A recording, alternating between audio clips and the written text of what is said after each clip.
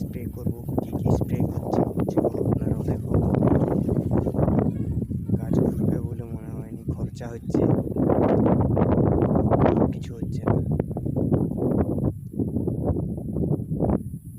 কি অবস্থা গাছের, স্প্রে করলে ঘুরবে বলে গাছ মনে হয়নি। সব গাছ যেমন লাল টকটকা হয়ে গেছে। চলো,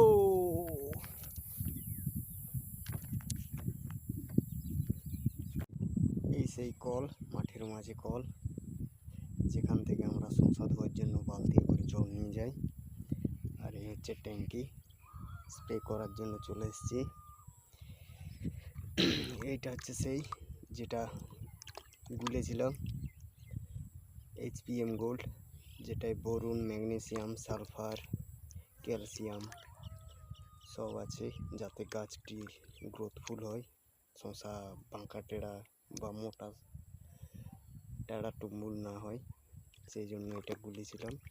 এর সাথেও আরও অনেক কিছু দেবো, দেখতে থাকো।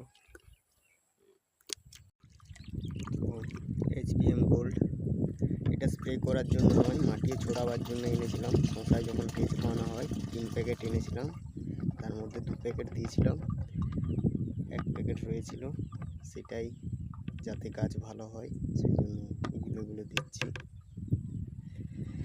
এর সাথে আর দেবো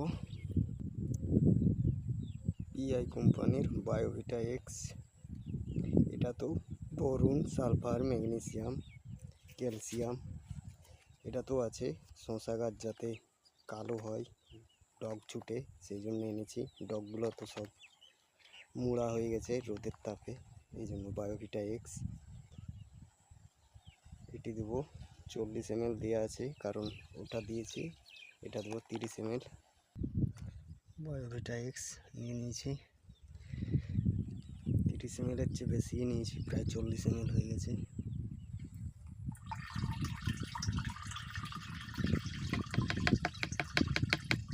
তাও যাতে গাছ ভালো হয় সেই জন্য এই সিউড জাতীয় জিনিস, ক্যালসিয়াম, সালফার, বোরন, ম্যাগনেসিয়াম সব আছে,